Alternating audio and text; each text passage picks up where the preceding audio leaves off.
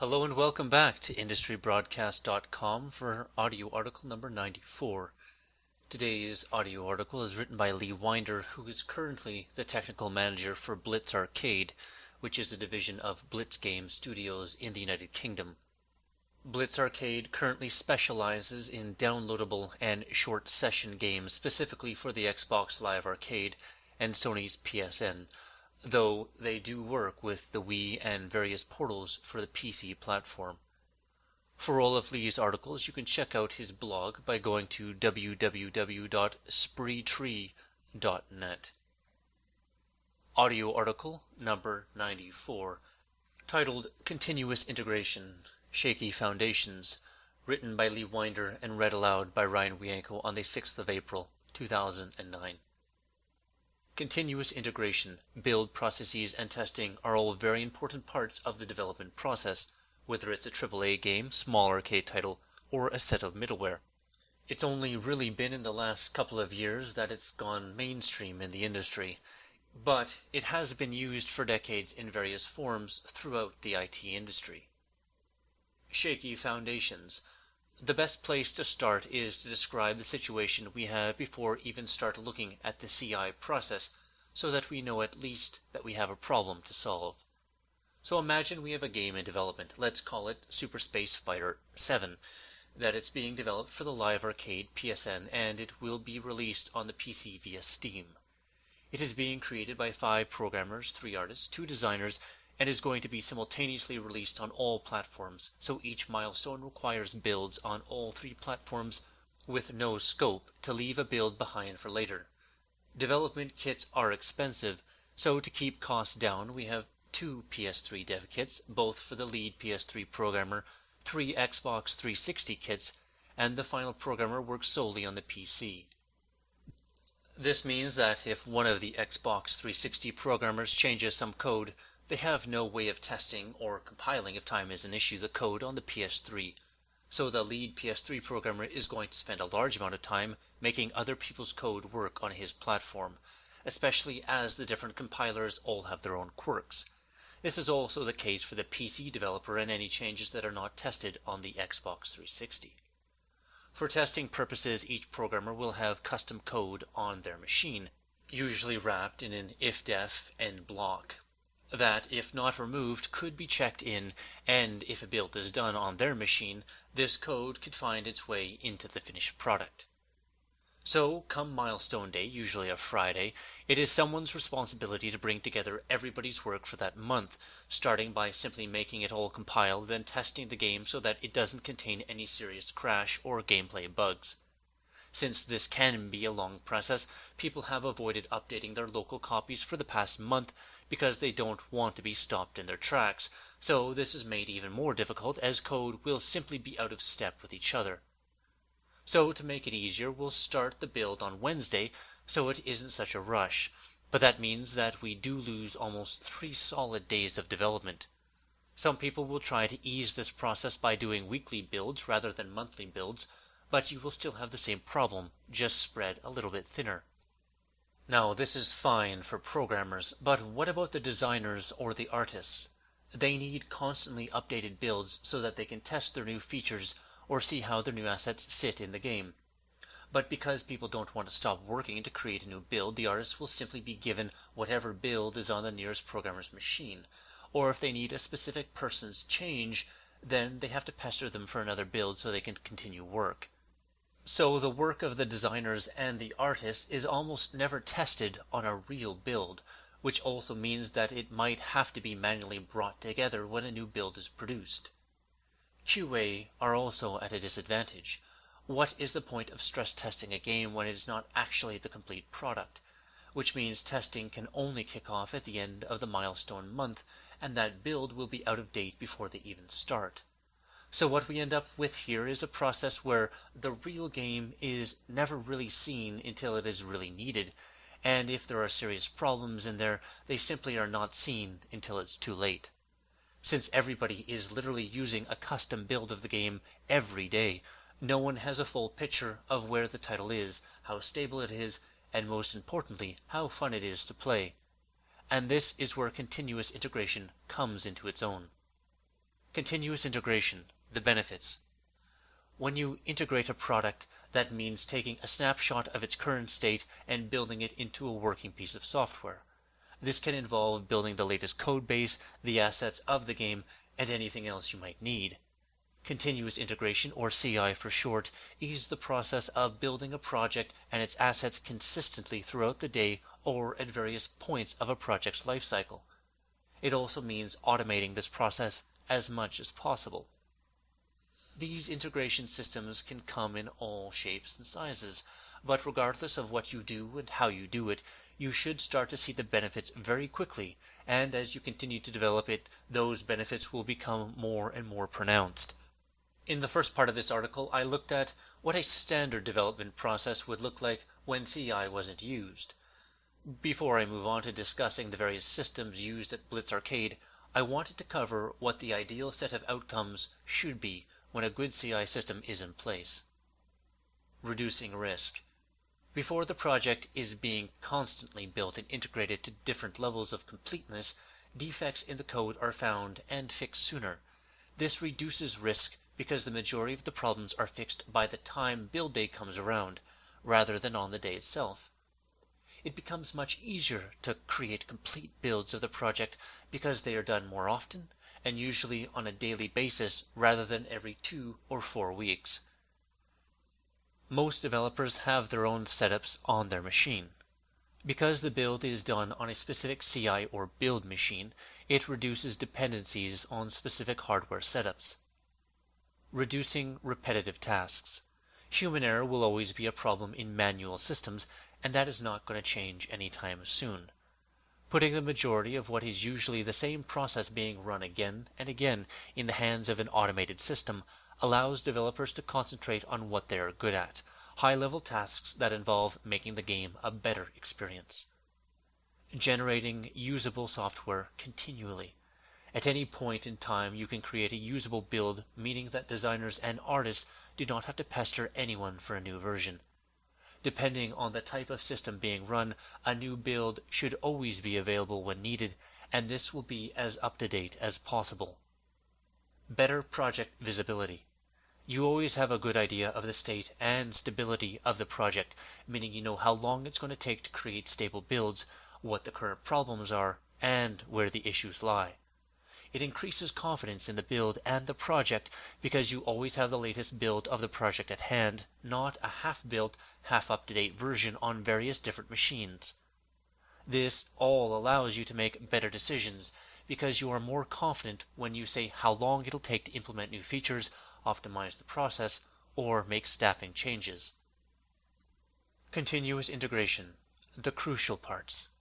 I've gone over what the main benefits of continuous integration can be to a project, so it makes sense to move on to various processes used at Blitz Arcade and how these benefits actually come through. As I mentioned, CI processes can come in many different shapes and sizes, but most will have the following process in common, even if they don't use the same software or ideas. Version control software. The basic linchpin of any integration process is solid version control software, and with that I don't just mean source control software, but all of the other assets that are used in the build process. This can include models and textures, scripting files, sound packages, or anything else that is needed to build the game. Without version control software, how do you get the latest copies of all game assets or source? Copy them off a shared network folder, email them to shared locations? Most people know that simply doesn't work, and if you don't, I'm sure you will learn why soon enough. It might seem obvious, and I would expect even one-man development teams to be using something like Subversion for their codebase at the very least, especially with the ease that these systems can be set up, but that is not always the case. At Blitz, we use Subversion for all of our source control needs, as it's solid, mature, mostly reliable, and is totally free. Some people prefer Perforce, some people are starting to see the merits of Git, some people might even use SourceSafe, but at least they're using something. We also use the variety of SVN third-party tools, namely Tortoise SVN and Ank SVN. For asset control, we use our custom BlitzTech asset control system, which allows us to associate a large amount of metadata with each asset and to review the whole history of the individual file. But even though most source control systems are not really set up for binary data, you can still hook the process together if you don't have access to anything else.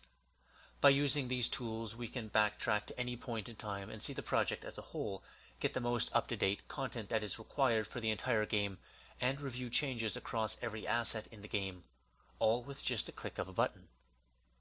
CruiseControl.net. CruiseControl.net is a free, automated continuous integration server that hooks directly into a set of source control repositories, or in our case, per project subversion repositories, and automatically kicks off a build process every time a change to the repository is detected. This will then build the project for a set of platforms and configurations, meaning that on every check-in, our example project, Super Space Fighter 7, will be built on Xbox 360, PS3, and PC, and will usually build all debug, release, and master builds. Since this is always done on a specific cruise control machine, we can guarantee that these builds are going to be done in the same environment with the same set of conditions every time, regardless of who last checked in their work. So when it builds on one person's development machine, but not the cruise control machine, then there is something the original developer needs to fix before anyone can get the latest. Cruise control also provides a variety of feedback mechanisms to help developers get the most out of the system.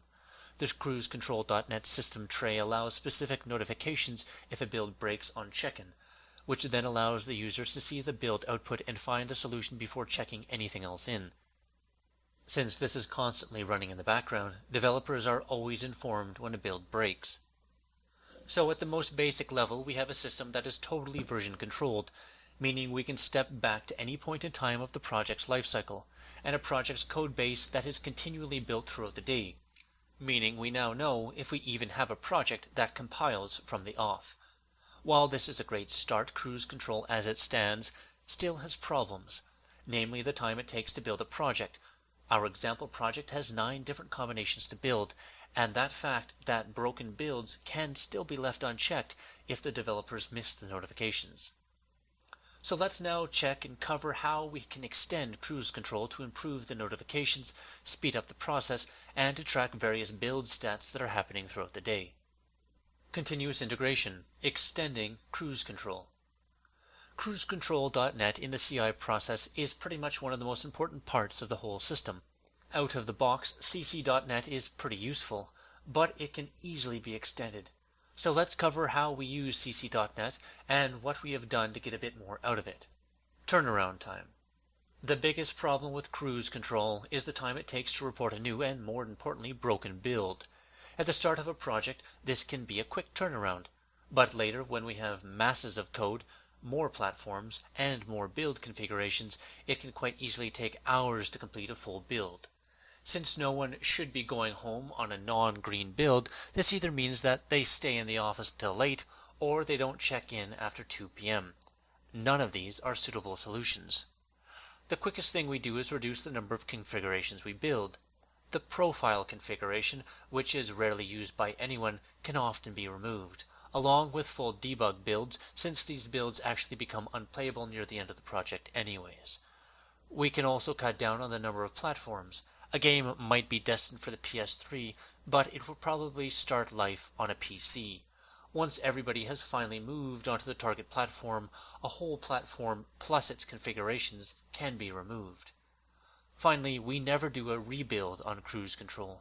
While a build sometimes needs a kick from behind due to a linker error or similar cropping up that full builds generally fixed, this generates a massive savings of time, and the full build is always done at night anyways. One technique that has been used in other teams at Blitz is to have separate CC machines, which simply build the release build of the title on the target platform. Not much use for the programmers, but an excellent time saver for designers and artists who don't care if the debug or PS3 build is broken. In one case, we reduced the build time for a project from around 2 hours on average to about 20 minutes, a massive boost in productivity. Extending cruise control reporting. The cruise control tray tool is useful. but it actually is quite easy to miss the fail message, and people do not always check their system tray to see if the CC is read. The easiest way we have extended this is for the CC machine to automatically send emails to all programmers on the team when the build is broken. This is apparently very easy to do with Nent, but our extensions are all written in Ruby, simply because I've had a lot of previously written Ruby libraries that were suitable for the job. This can easily be extended to send a message to your Yammer service, which we use for inter-team communications already, and that is something that I hope to do in the future. Tracking build statistics. It's very easy to say the build is always broken, but it is also very useful to be able to have hard evidence for the percentage of broken versus fixed builds. Again, Cruise Control gives you the ability to track this by storing the build status on local environment variables, which can be used to track the state. Along with easy access to the SVN log, we know who broke the build, when and how. Was it a check-in or a force build? By hooking these into a simple PHP graph generation tool, statistics on broken versus working ratio and broken build counts can be easily realized. I would never make the who breaks the build the most information public, but it is an excellent tool for finding problems in development, or if anybody's way of working simply isn't working.